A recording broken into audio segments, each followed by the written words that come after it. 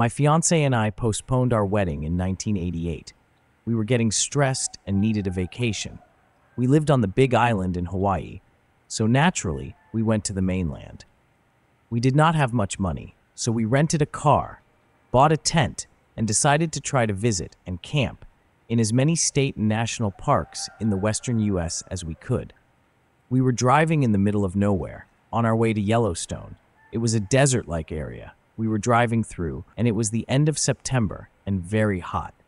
We saw an old building from far away on the road and decided to take a break to explore it. As we approached the building, we could hear flies and something smelling really bad. We opened the door, and it was like a big, open farm building. The walls and metal roof are splattered in blood. Everywhere we looked, where there were bodies, parts of elks. I am from the islands, but my fiancé was from Northern California and familiar with wildlife. He said they were elk bodies. They must have been there for at least a while, and there was like 50 or more of them in there. It was so strange. They looked like they were torn apart. Pieces of meat were flung and hung all over inside the building. I freaked out and started to cry. The smell and sights were overwhelming. My fiancé said he couldn't understand it because it was not like they were being processed for collecting meter horns or anything. All the parts were still there. And he said it looked like they were torn apart, not cut with a knife. I had to go. I felt like I was in shock. My fiancé refused to let me call the police. He said he did not want to get involved. He said it must be the work of crazy poachers. A few miles later, we entered Yellowstone National Park, where, as usual, we chose an out-of-the-way campsite. We were on high alert. So as we have been listening to news stories on the radio about a female hiker camping in a remote part of the park alone, apparently she was torn apart by a grizzly bear. There were few details about the attack, and I'm still unable to find any written reports on the event anywhere online, which is weird, because we heard the news report over the radio for several days before getting to the park. We had a campsite with a bathroom nearby and a barbecue. There were very few people in the park and no one camping near us. There were signs everywhere warning people to be careful of food stores because of the bears. We had a couple of beers and went to sleep in the tent. I often got hungry after dinner and decided to take a bag of pears into the tent, thinking that if I put it under my pillow and no animals would smell it there. Remember, I'm from Hawaii and we do not have wild animals there. There are no bears, skunks, possums, squirrels, chipmunks, armadillos, wolverines, elks, lions, or snakes. We do have deer and boar in the mountains, introduced by European hunters like 100 years ago, though. I fell asleep, pears snugly under my pillow. I was awakened by an immense weight on my upper right side of my chest, and my entire right arm and right side of my torso, down to my hip. My first thought was, bear. There's a bear on top of me wanting my pears. But as the second developed into minutes and then minutes turned into hours, this immense weight not once ever moved. Nor did it shift, or twitch, or even make a single sound. In the first second, I decided not to move or make any noise, and definitely not awaken my boyfriend, who was soundly sleeping to my left. I felt myself beginning to panic, thinking that it had to be a bear attracted by the smell of my pears. But as time dragged by, I realized that if this were a wild animal and it was literally on top of me, inches away from the fruit, that it would have pawed outside the tent to get to, or at least shifted, moved, or snorted. But to me, I felt like the car was parked on the upper right half of my body. It was just being so still. It was so heavy and unmoving. What was the weirdest aspect, besides it being a massive, unmoving, totally science something, is that it was warm. This flurry of thoughts and confusions literally dragged on for hours. I became so terrified and overwhelmed. I knew whatever was sitting, standing, or laying, or parked, or whatever next to me would not have been of this world. Once after all of those hours of trying not to breathe heavily, panicking, or even twitch a muscle, I passed out cold from sheer terror. And my mind and body just shut down. I totally understand now how or why when people see a cryptid or monster, they faint and or lose bow control. The big difference with me is that I could not see it.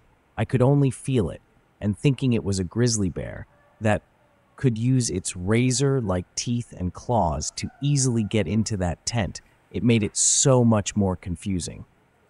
When I woke the next day, my fiancé was already up. I told him what happened, and I was completely freaked out. I checked the tent for any marks or signs of something on the fabric, but there was nothing. There were also no suspicious paw prints or footprints around the tent or campsite. Instead of listening to my story, my fiancé stopped me and he started getting on my case and scolding me for those pears. I was totally still freaked out and wanted to leave. My right arm and right side of my body were aching. That was not a dream, nor was a sleep paralysis. I have never been that terrified all my life. Never before or since that happened. I told a story to an experienced Sasquatch researcher. He said these types of tent antics are pretty common with juvenile Sasquatch. He said many researchers and witnesses believe that Sasquatch can actually see through the tent fabric somehow and enjoy harassing campers.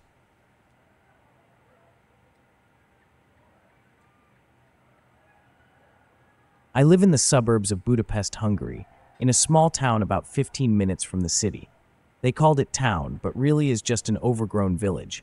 It has the feeling to it and all. Lighting at night is scarce, but, and this might be a source of my luck here, our street is pretty well lit. Why? I think it's lucky. A few days ago, I had to move out of my room to take refuge in a guest bedroom, so my room can get repainted. The guest bedroom is small, almost claustrophobic, and it has one large window, through which I can see most of the neighbors' houses on the other side of the street. Our flat is on the first floor of the building, a nice two-flat house with a big garden, though. It's mostly empty. My room's windows look directly into the garden, but the guest bedroom faces the street, which enable my experience. One night, I was trying to sleep despite my insomnia. I started hearing strange pulsing sounds, like someone turned on loud music at one of our neighbors, but this sound was weird. It followed no particular pattern or beat, and yet it felt strangely familiar.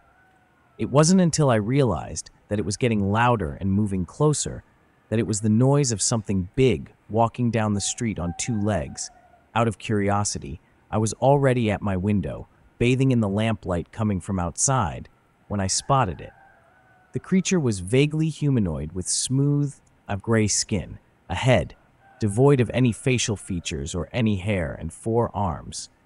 The second pair sprouting from the sides of its ribcage. I didn't look emaciated, but I could still see its bones beneath the skin. In fact, it looked oddly muscular, as if posing while strolling down the street. I forgot to tell this most important bit. This thing was huge. We live on the first floor, and I was looking upwards from my bed through my window, but I still had to go closer to the window to look at his head. This thing was at least 20 feet tall, possibly bigger, and there it was walking down our street in the middle of the night, calmly, looking around with an eyeless face, stopping occasionally to take a peek inside of a house, then continuing its stroll. I wasn't scared at first. My reaction was closer to what the actual fuck, but that quickly turned into fear as it turned my way, its featureless face staring in my general direction. Realizing I was still in the lamplight, I quickly retreated and watched from the shadows. The giant walked to our house and took a good look. It stood there for at least a few minutes, seemingly scanning the house for something. I dared not move, lest it noticed me, and God knows what it would have done to me. So I just stared, terrified at this monstrosity, his forearms dangling idly beside it as it looked at me with this featureless face. Sorry for repeating it so much, but I stared at it for so long the picture is burned into my retinas, and when I close my eyes, that face still stares into my soul.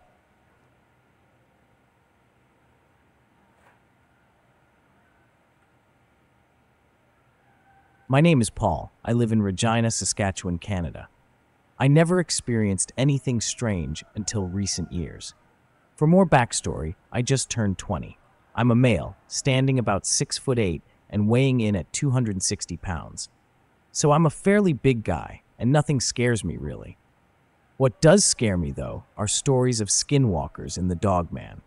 I have heard stories from my indigenous friends for a while now of a creature known as the Rougarou. I have heard of it before from documentaries, so I had an idea of what it was.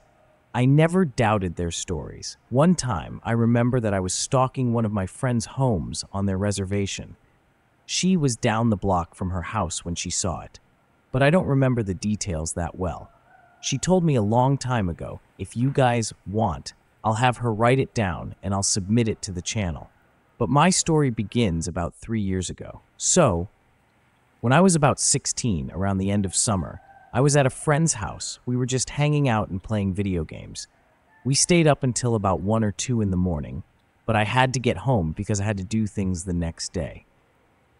I rode my bike over to his house, so I had to get home using that. I live 30 minutes away, but to me on bike that's like 10 minutes if I ride the pass that I take home. It takes me down this really long street that's basically a straight shot to my house. To the left of me is a really big park. It's not lit at all. And on the right, there are houses. I've always felt like I was being watched in that area, especially near the park with no lights. It's always pitch black at night, even in the city. I always bike there by myself, and nothing ever happens. But this night was different. I could feel it. I felt like I was being stalked, so I started biking faster. My bike is a double disc, so it's not a slow bike by any means, and I swear to God, I looked over at the park and saw what seemed to be a dog running at me. But it was much bigger than any dog I've ever seen in the area, so I started pedaling away. I started pedaling harder, and I threw my bike's gear all the way up to 8 and went my fastest, never stopping. But I never heard it running beside me in the park, like it didn't want to be in the light. I got to the end of the street and turned onto the sidewalk that went under these train tracks. I looked behind me. It stopped under the tracks and stared at me as I biked away. But I got a good look at it, and my heart sank. It was now standing on his hind legs and just standing there at the point that I see that this is no dog. It was bulging with muscles, and it had a human shape. But with a dog head and legs, its arms were the scariest.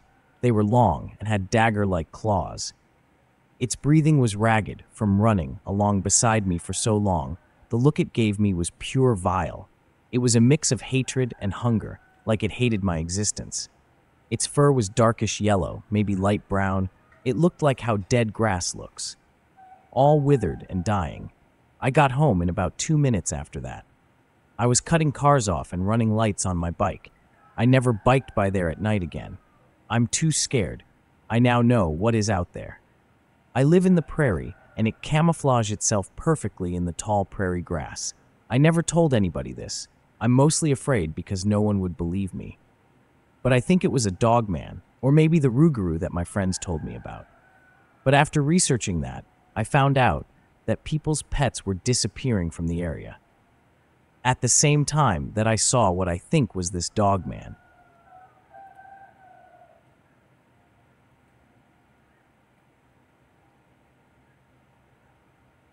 My friend Julia was found dead 2 years ago in a Walgreens parking lot. She was slumped over in her car with no visible injuries, and the case was ruled as a suicide by drug overdose. I never believed this. She was the kind of person that you see and you just cannot help from smiling. She was a joy to be around. She would never have done drugs, and she definitely would not do them to the point of an OD. I always thought the police were trying to cover up something. I just never knew what. I was never shown any evidence of medication in her car. And when I arrived at the scene, at her death, the officers never let me close enough to see anything. I never thought I would see her again, because typically dead people are supposed to, stay dead. I used to think that every day. I was taking a walk through a wooded area near my property earlier this morning. I would say it was about 8 a.m., and everything was normal until the birds stopped chirping. Squirrels stopped jumping from tree to tree. The wind itself seemed to stop blowing. I was in awe. I had never experienced this kind of silence. The only sound was my breathing. I looked around. When I turned back, I was face to face at the path in the front of me.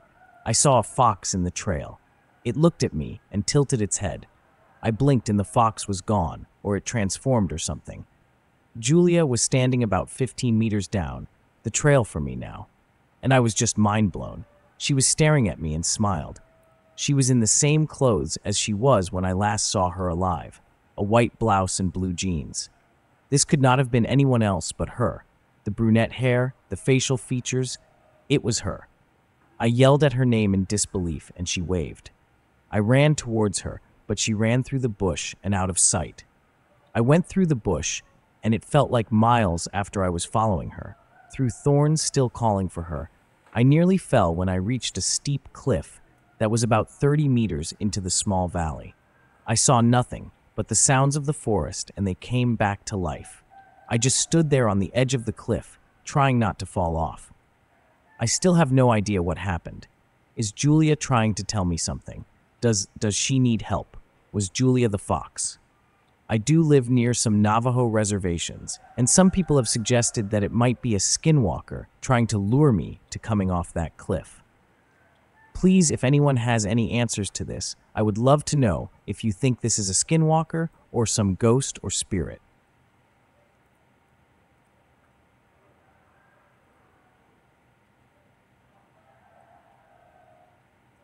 I don't tell this very often, as it makes me like a nutcase. Well, my name is Ross, and I'm from the UK.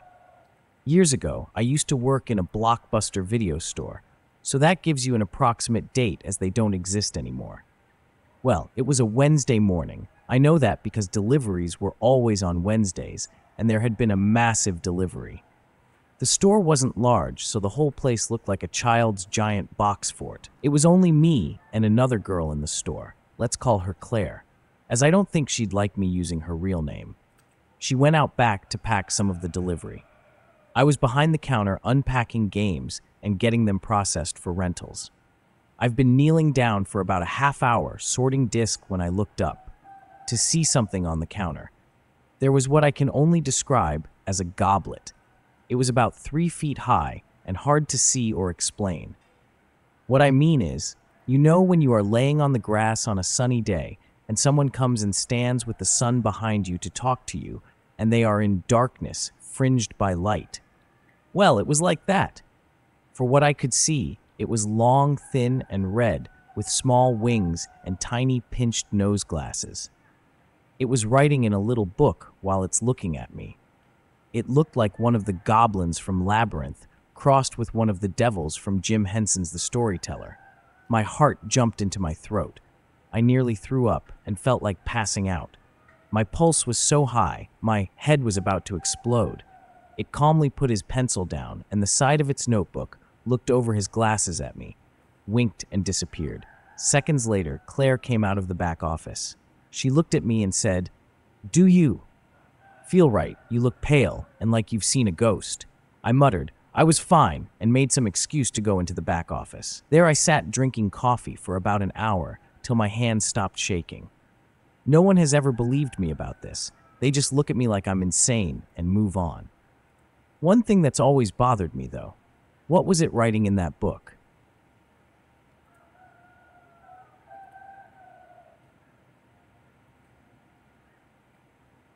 I have grandparents. I love them. My mom usually leaves me with them if she is gone for a few days. And one day this happened. I was at my grandparents' place and I was home alone. It was at least 8 p.m. I was sitting on my computer and doing homework. You know, all the stuff that teenagers do. I was going downstairs to get something to drink. When I heard was sounded like footsteps. Not in my house, but outside. I was scared because I watched way too many scary stories tonight. But I didn't want to be a wuss and thought it most likely was my neighbor's dog or something, so I went back to doing homework. But what I saw my window was no dog. It was all black and tall. Really tall, at least 12 feet.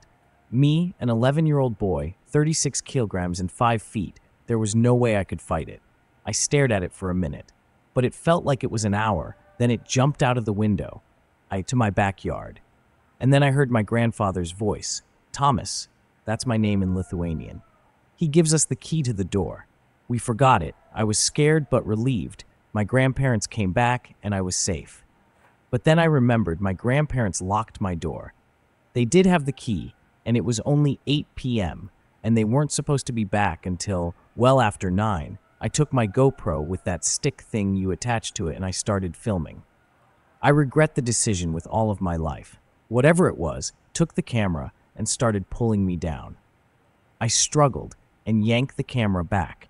Then I heard the thing go back somewhere else. Out of my yard, I was very thankful for God that I survived. I called the police and showed them the footage, and they kind of believed me, I think. They left a man with me until my grandparents returned. My grandparents returned, and I showed them the footage, and they soon moved out. That place is now abandoned, and I miss that place. Sometimes I still go there, but I always bring some kind of protection. I learned about the paranormal, and I think I encountered a Wendigo.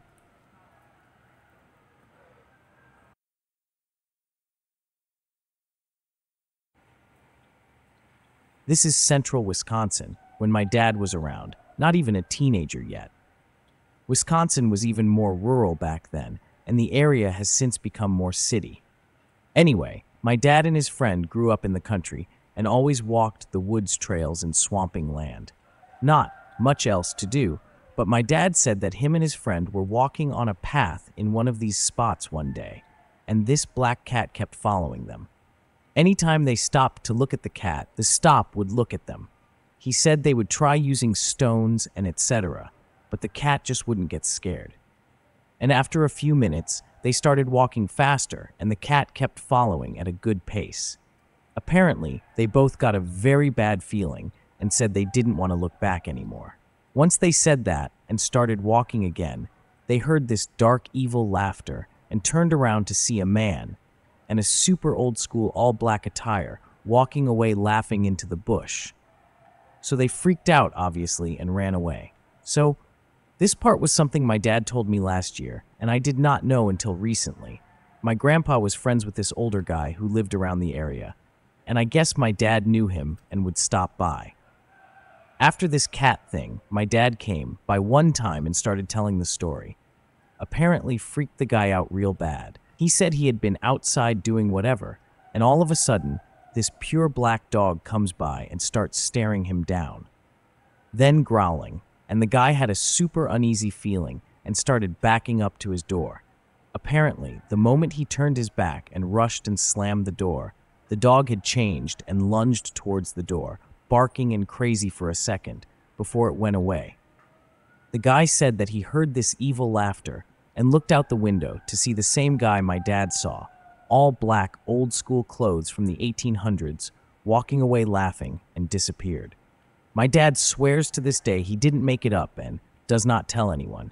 He hates me ever sharing it because this shit is so unbelievable that it makes people think that he is dishonest and crazy.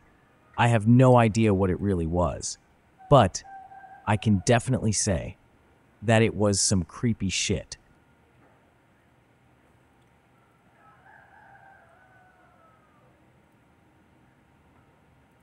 Since I was young, I've seen these weird humanoid figures. They're black silhouettes, pitch black, looking and ranging from various tall sizes.